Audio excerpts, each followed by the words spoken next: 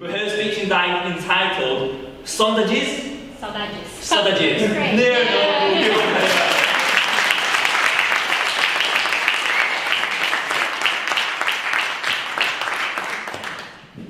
So, a different language is a different vision of life. Federico Fellini, the famous Italian director, said that. And I didn't realize how true this was until a couple of weeks ago when I was watching a TED Talk on linguistics, and the professor giving the talk was explaining how languages actually shape their speakers' behavior. So she gave this kind of funny example of a tribe in the Pacific Islands that they don't have words for left and right. They use cardinal points instead.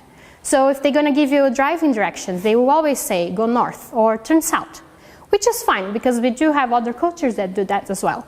But they will also say something like you have a bug on your west hand, which is very funny for me and for most of us because we don't use language like that. I actually had to check that I had the right hand, like I'm supposed to point it. But they do, and because they do, they have a particular sense of direction like no one else, and they never get lost, and they learn it because of their language. And it got me thinking about my mother language, Portuguese, and how Brazilians are very affectionate people, and how Portuguese is a very poetical language. You have so many words to describe feelings. And moreover, it got me thinking about my favorite Portuguese words, saudades. So saudades comes from the Latin solitatem, which roughly translates to solitude, but is a derivation of the word that tries to explain the mix of feelings of loss, absence, distance, and love. But to say it's just missing something you love will be literally minimizing the true meaning of the word. Because yes, saudades has to do with absence. But when you miss something, it meant at some point in your life you had that presence and you want that presence back.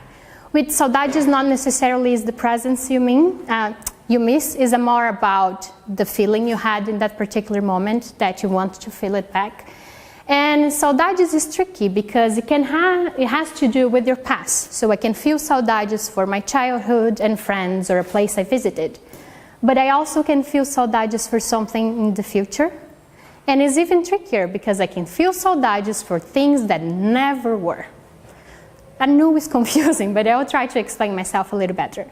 I left my parents' house when I was 19 years old, and I never went back. I lived in 3 different countries, 7 different cities, met so many wonderful people, and I do feel saudades for all those places and all the people, my house, and my life, and the way it used to be.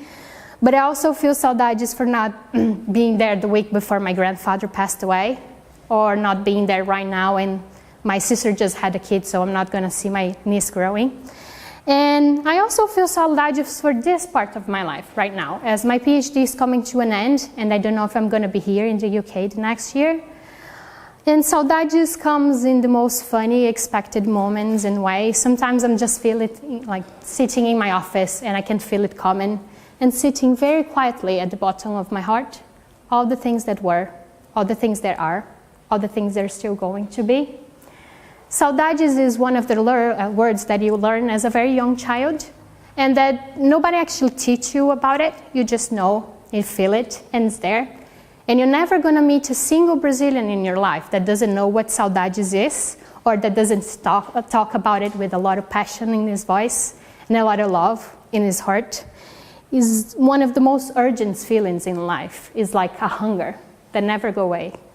I like saudades because it doesn't have a definition, and yet defines everything.